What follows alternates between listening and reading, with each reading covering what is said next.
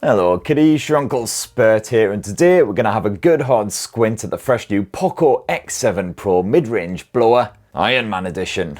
Now the POCO X7 Pro is another beefy blower boasting a massive fast charging battery, plenty of gaming grunt and a durable finish. And hey, if you got a thing for dead Marvel dudes, well, this special edition is absolutely gushing with Iron Man shenanigans. Sorry, bit of a spoiler alert there if you're one of the 3 people who hasn't seen Avengers Endgame. So I'm going to whip the POCO X7 Pro out of this rather spangly box, take you on a full tour, test out the camera, the gaming chops, all that good stuff. And for more on the latest and greatest tech, please do subscribe and ding that notifications bell. Cheers! So what have we got in this big old box? Okay, so we got some kind of thing. Bunch of Iron Man graph paper type shenanigans, and then on the flip side you got a pokey sim pin which is shaped just like Tony Stark's chest implant. Makes it sound like he's had a boob job. It's a proper metal effort, got a good heft to it and some engravings there, including around back the old proof that Tony Stark has a heart. And then of course you've got the POCO X7 Pro Iron Man edition, and then it looks like there's a wee drawer bit you can open. A subtle bit of Avengers branding there. And inside there you got a bright red USB cable, feels like I'm reviewing a OnePlus phone here, Type A to Type C, and as signed by Tony Stark apparently. And you've also got yourself a bundled protective case type thing, mostly for protecting the edges, as you can see there, big old gaps in the middle. And that's your lot as well. Despite the size of this box, there's no power adapter secreted in there unless it's very well hidden. So much like Iron Man himself, you'll have to provide your own power. So here we are, the POCO X7 Pro in all of its glory, and of course the Iron Man edition, as if that wasn't blatantly obvious. The phone itself looks and feels rather similar to Xiaomi's Redmi Note 14 5G, the regular model, not the Pro and the Pro Plus. It does feel a bit more budgety than I would have hoped, I've got to admit. Lacks the lovely curved finish of the Pro and the Pro Plus. It is an iPhone-esque design, which is sadly all the rage, with very flat edges as well as a flat front and flat back. You do at least have rounded corners here, but the overall hand feel, not fantastic. It's not particularly comfortable to grip. Pretty skinny bezels up front though, so that's something. You've got a plastic frame for that edging, and around back, a massive helmet.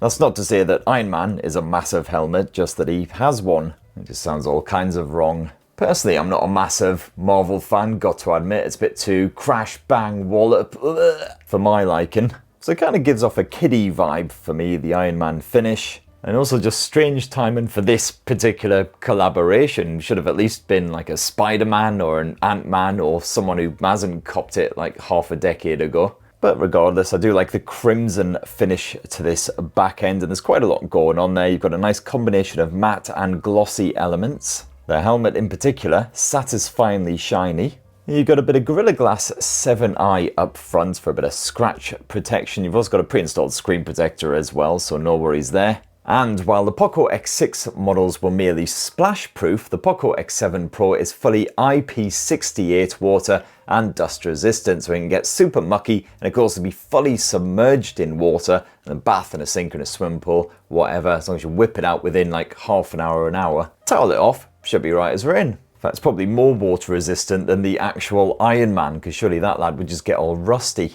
And I'm also happy to see that the POCO X7 Pro actually comes with Android 15 and HyperOS version 2 straight out the box. And while POCO hasn't confirmed it at the time I shot this video, you can expect around 3 OS updates and around 4 years of security patching, so at least you won't have to chuck this thing in the bin after just a year or two. Now HyperOS 2 certainly seems very similar to HyperOS 1, on the surface at least. You've got your Google Discover feed, your apps tray, your notifications panel and your control center. And of course all those usual HyperOS features like a bit of Xiaomi interconnectivity, good news if you've got a variety of Xiaomi devices. And of course you can fully customize your POCO X7 Pro as well, including an always on display, which isn't really always on. Your only option there sadly is displaying it for 10 seconds after tapping, which is incredibly annoying. You can change up the icons, the fonts, and you've got even more options for personalizing that lock screen now. So just like Oxygen OS, etc., you can insert your own photo into one of these custom themes and give it a proper bit of depth effect. And as usual, always expect a shagload of AI shenanigans to be slapped on there, including the ability to summarize and translate in Recorder. You've also got real-time translation and transcription. I am hoping to bang out a more in-depth video all about HyperOS 2 soon, if people stop launching smartphones every other hour basically. And naturally, because it's the Iron Man edition, you don't just have that arsehole decoration, you've also got plenty of Iron Man shenanigans going on inside of HyperOS. So first up, the icons have rather obviously changed up, so they've got a more Iron Man-y vibe. All of the Google efforts have been fully tweaked, so as you can see their contacts is actually Iron Man's, again, massive shiny helmet. And some of them, like the Spotify icon, it's completely changed to all red, so it took me a while to find that bugger. And even those that haven't enjoyed a full Iron Man makeover have at least got a glowing red ring surrounding them. And sadly, there doesn't appear to be any pre-installed Iron Man ringtones, alarm sounds, just the usual default POCO shenanigans.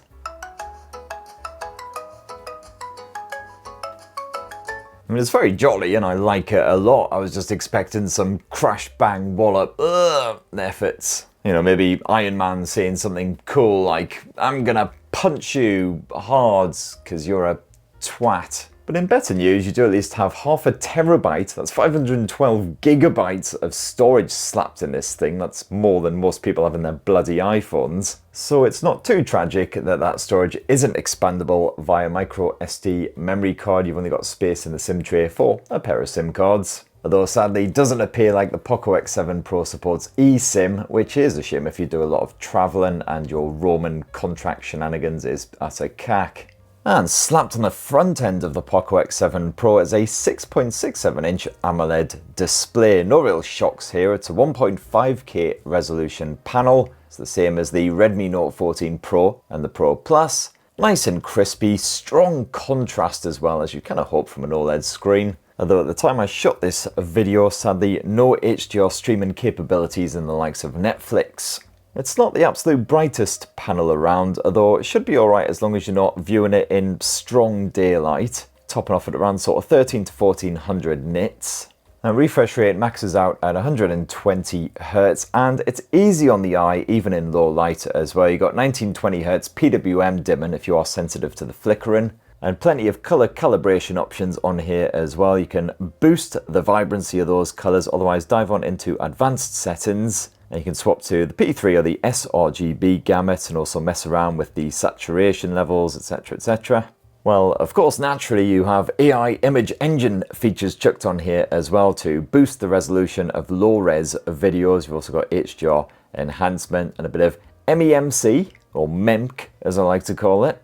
And also built into that almighty display, you've got a basic optical fingerprint sensor, but this seems to be highly responsive. And even when my thumb is a wee bit wet, it seems to work remarkably well. And the POCO X7 Pro also comes with a stereo speaker setup as well. Both of those speakers mounted on the edge of the device. So let's boost the volume, check it out. Now this right here is the titanium purple model, but you can also grab the Magic 7 Lite in titanium black if you want something a bit less vibrant, otherwise also jade cyan. That's pretty respectable audio output for a mid-ranger. The bottom speaker clearly pulling the majority of the weight here. It's not quite a balanced output, but still pretty loud when you max out the volume, and reasonably bassy as well. As for the performance, well, the POCO X7 Pro is powered by MediaTek's Dimensity 8400 Ultra chipset. Apparently this is Ultra because it's been customized especially for the POCO X7 Pro, although it appears to sport the same number of cores, the same clock speed, the same GPU, etc. So not really sure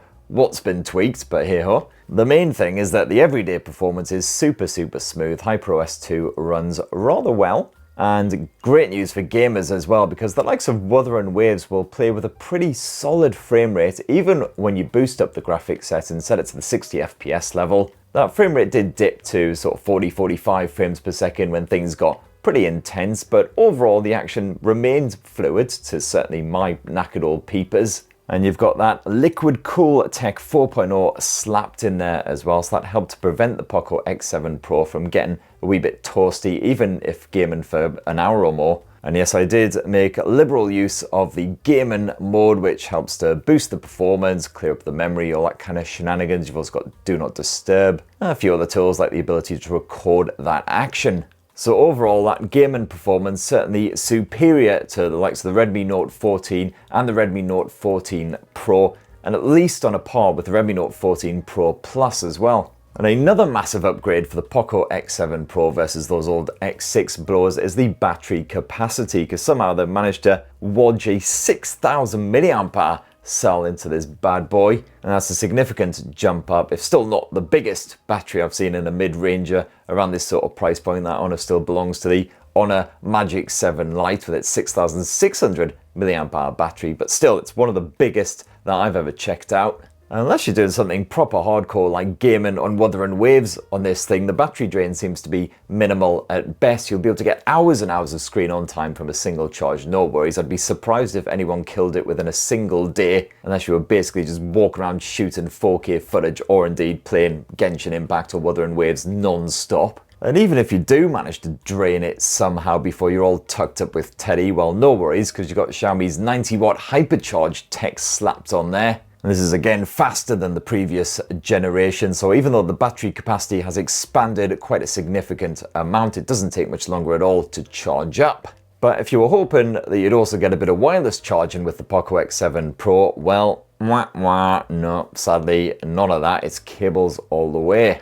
So hey kiddies, let's finish up this delightful POCO X7 Pro unboxing and hands-on funnily type toury thing with a squint at the camera tech. And it is quite a basic setup, just a dual lens camera arrangement, as you can see there. Kind of a shame they didn't make the helmet bigger and then make the camera lenses the two eyeballs. That would have been quite cool. And as a 40-plus-year-old man who sits alone in a room all day chatting at a camera, I obviously know what's cool. And the main shooter here is a 50 meg IMX882 Sony sensor with a f1.5 aperture, pretty large. And that is backed by your basic 8 megapixel ultra-wide angle shooter if you want a bit of all that. You've got your standard Xiaomi camera app on here with your AI gubbins and a bit of motion track and focus, which is pretty handy if you're trying to snap kids or cats or anything that won't sit bloody still for more than half a second. And naturally, you've got a variety of bonus modes as well, including portrait mode, night mode. If you dodge into more, you've got your 50 megapixel high-res mode.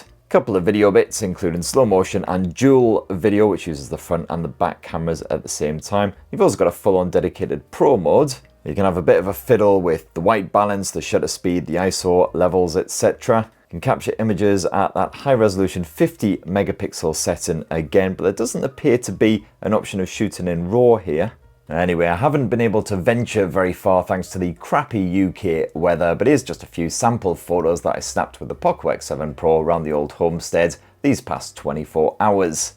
And the POCO X7 Pro also not a bad option for shooting video. You can capture 4K resolution footage at 30 or 60 frames per second. And flipping around to the front end of the POCO X7 Pro, you've got yourself a 20 megapixel selfie shooter there, which you can use to record up to full HD resolution 1080p video. There's no 4K option here, and sadly no 60 frames per second option even at full HD. And so it is with sadness and regret that I have to announce it is the end of this POCO X7 Pro Iron Man Edition unboxing and whatever the rest of this thing was. And yeah, the whole Marvel-y design thing ain't for me, that's for sure. But if you're into the Avengers, Iron Man, etc., then you might be rather, I was going to say turned on, that's probably not the right phrase. But you may well vibe with that design. The actual phone itself is belting for this sort of mid-range price. You've got some solid performance in there, excellent battery life with the fast charging capabilities, good bit of HyperOS 2 action, nice display. Shame about the iPhone-y design and all that, but hey-ho. Anyway, that's what I bloody reckon. But what do you think? It'd be great to hear your thoughts down in the comments below. Please do poke subscribe and ding that notifications bell for more on the latest and greatest tech. The Redmi Note 14, 5G Pro, 5G Pro Plus, all that shenanigans I've already covered, so go check out those videos for more mid-range marvels. And there'll be plenty more where that all came from, that's for damn sure. So anyway, yeah, have yourselves a cracking rest of the week, and cheers for watching this shower of shit in. See you on the flip side. Love you.